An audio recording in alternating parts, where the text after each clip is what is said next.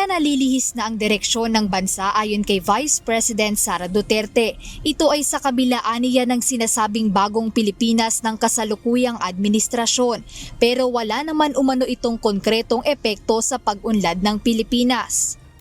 Noong kami ay tumatakbo, noong taong 2022, ang plataforma namin ay continuity o pagpapatuloy at unity o pagkakaisa. Hindi natin nakikita yon ngayon. Wala tayong nakikitang pag-usad papunta sa kaunlaran ang ating bayan. Ang naririnig lang natin ay bagong Pilipinas pero wala namang nagbago sa ating bayan.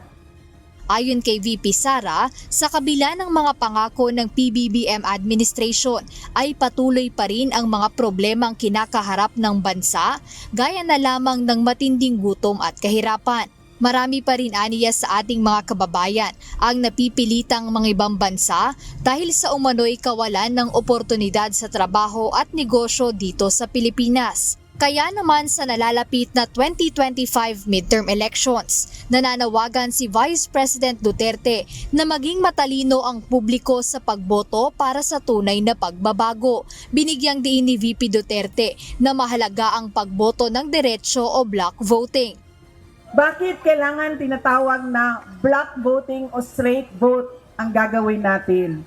Dahil unang-una, kapag hinaluan ninyo ng ibang kandidato o leader na sa iba ang kanyang pamumulitika, ay magkakagulo lang, mag-aaway lang lagi at magbabangayan lang lagi.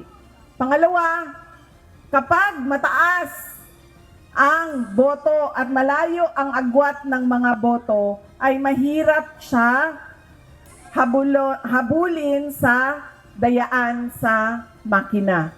Kaya dapat malaki at marami.